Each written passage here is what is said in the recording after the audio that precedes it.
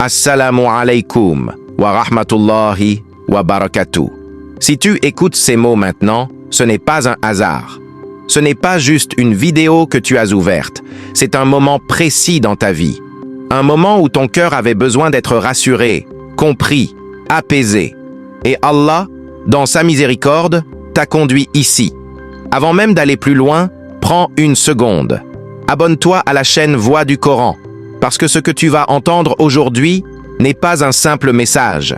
C'est un rappel qui peut t'accompagner dans les nuits où ton esprit ne trouve pas le repos, dans les matins où ton cœur se réveille fatigué, dans les instants où tu souris alors que quelque chose à l'intérieur est lourd. Tu auras besoin de cette lumière, encore et encore. Maintenant, écoute-moi doucement. Il y a dans la vie du croyant des moments que personne ne voit, et des instants où tout semble normal à l'extérieur, mais où à l'intérieur, quelque chose appelle. Une sensation discrète, presque invisible, comme une nostalgie du ciel, pas une voix, pas un bruit, mais un murmure intérieur qui dit « Reviens vers Allah, tu es fatigué de porter tout seul. » Peut-être que tu l'as ressenti sans pouvoir l'expliquer. Ce vide, cette lourdeur, ce besoin de déposer ce que tu portes depuis trop longtemps. Aujourd'hui, je ne vais pas t'offrir un discours compliqué, ni des mots difficiles à retenir. Je vais te parler de 2 mots seulement. 2 mots simples, mais capables, par la permission d'Allah, d'atteindre des endroits en toi que personne d'autre ne peut toucher.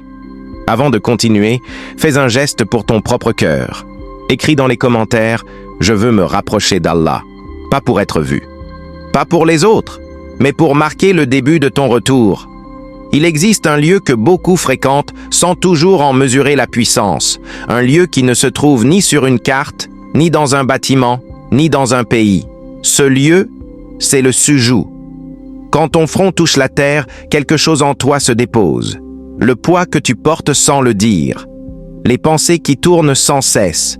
Les blessures que tu caches derrière ton sourire. Tout cela commence à tomber, doucement. Dans cette position, tu n'as plus rien à prouver. Tu n'as plus besoin d'être fort. Tu n'as plus besoin de faire semblant. Tu es simplement un serviteur devant celui qui te connaît mieux que toi-même. C'est pour cela que le prophète, que la paix et le salut d'Allah soient sur lui, a dit que le moment où le croyant est le plus proche d'Allah, c'est lorsqu'il est en prosternation. Pas quand il parle bien. Là, pas quand il montre sa foi. Mais quand il est abaissé, vulnérable, vrai. Dans le sujud, l'ego se tait, les peurs se calment, et le cœur commence enfin à respirer. C'est là que beaucoup ressentent, pour la première fois depuis longtemps, une paix étrange, comme si quelqu'un disait à l'intérieur « Tu n'es pas seul, je suis là ». Et c'est précisément dans cet espace intérieur, dans ce silence profond, que les 2 mots prennent toute leur force. Ces 2 mots sont simples, presque discrets, mais ils portent des mondes entiers. Rabbana, Shifa. Quand tu dis Rabbana, tu ne fais pas qu'appeler Allah. Tu reconnais que tu es fatigué de tout porter seul. Tu dis « Ô mon Seigneur, je n'ai plus besoin de faire semblant d'aller bien devant toi. » Et quand tu dis Shifa, tu ne demandes pas seulement que la douleur parte. Tu demandes que ce qui est fissuré en toi soit doucement restauré. Les peines que personne ne voit, les souvenirs qui font encore mal, les inquiétudes qui t'empêchent de dormir. Rabbana, Shifa. C'est comme déposer ton cœur entre les mains d'Allah et lui dire « Je ne sais plus comment me réparer, mais toi, tu sais. » Ces 2 mots, prononcés en sujud, ne sont pas juste une invocation. Ils deviennent un refuge, une respiration, un retour vers celui qui guérit les corps, mais surtout les âmes. Quand tu prononces Rabbana Shifa, tu ne demandes pas seulement que la douleur parte. Tu fais quelque chose de beaucoup plus profond. Tu admets que quelque chose en toi a besoin d'être réparé. Souvent, on croit que la souffrance ne vit que dans le corps. Mais la vraie fatigue commence ailleurs. Elle commence dans ces pensées qui ne s'arrêtent jamais. Dans ces souvenirs qui reviennent quand tout est calme.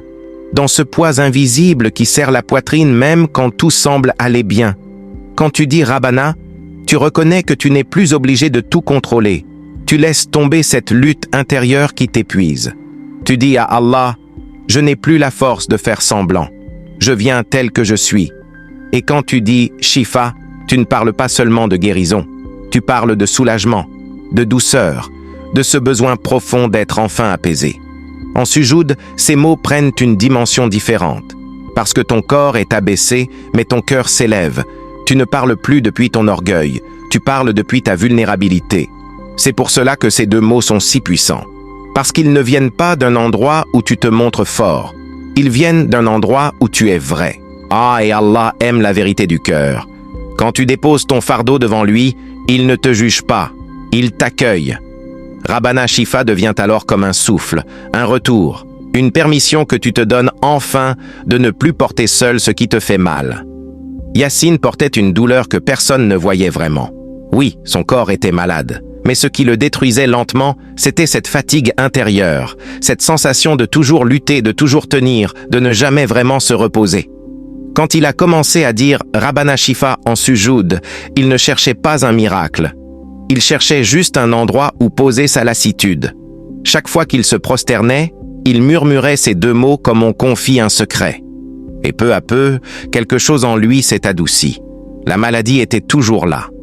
Mais son regard sur la vie avait changé. Et il respirait mieux. Il supportait mieux. Il vivait mieux.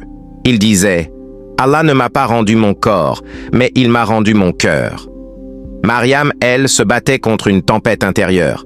La nuit, ses pensées l'envahissaient. Le jour, elle souriait, pour ne pas inquiéter. Dans ses longs soujouds, elle murmurait simplement « Rabbana, Shifa », pas pour son corps, pour ce tumulte en elle. Et peu à peu, son souffle s'est calmé. Son esprit s'est éclairci. Son cœur a retrouvé une stabilité qu'elle croyait perdue. Ces deux histoires ne parlent pas de magie. Elles parlent de ce qui se passe quand un cœur fatigué revient vers celui qui guérit. Quand Allah dit dans le Coran « Et lorsque je suis malade, c'est lui qui me guérit ». Ce n'est pas une simple phrase. C'est une vérité qui rassure l'âme. Nous consultons des médecins. Nous prenons des médicaments. Nous suivons des traitements. Et tout cela est nécessaire. Mais aucun de ces moyens ne fonctionne sans la permission d'Allah. Le croyant ne voit jamais la guérison comme quelque chose de mécanique. Il la voit comme un don, un souffle de miséricorde, un regard divin posé sur sa douleur. Regarde l'histoire du prophète Ayoub, que la paix et le salut d'Allah soient sur lui. Il a tout perdu, sa santé, sa force, son confort, mais jamais sa confiance en Allah. Dans ces moments les plus sombres, il ne demandait pas seulement la disparition de la souffrance. Il s'accrochait à l'espoir que son Seigneur ne l'avait pas abandonné. Et quand Allah a décidé que le moment était venu, il l'a guéri d'une manière complète. Pas seulement son corps, mais toute sa vie. Cela nous apprend une chose essentielle. La guérison n'est jamais une coïncidence. Ah, c'est une décision divine. Souvent, nous voulons que la douleur s'arrête immédiatement. Mais Allah, dans sa sagesse, commence ailleurs. Il apaise d'abord ton cœur, puis il touche ton corps. Il répare d'abord ton intérieur, puis il s'occupe de ce que tout le monde voit. Pourquoi? Parce qu'un corps affaibli peut encore avancer, mais un cœur brisé se perd. C'est pour cela que le sujoud est si puissant, parce que c'est là que ton cœur se dépose, là que tes larmes tombent, là que ta fatigue se transforme en invocation. Dans la prosternation, tu ne demandes pas seulement que la douleur parte, tu la confies. Tu la remets entre les mains de celui qui sait quoi en faire. Et quand Allah touche ton cœur, quelque chose change. Même si l'épreuve continue, même si la douleur est encore là, tu n'es plus seul face à elle. C'est cela la vraie guérison. À ce moment où ton âme retrouve la paix, même avant que ton corps ne soit réparé. Et cette paix se trouve toujours dans le sujoud. Ce soir, quand tu entreras en prière, ne te précipite pas. Laisse ta journée derrière toi. Laisse le bruit, les soucis, les pensées qui tournent.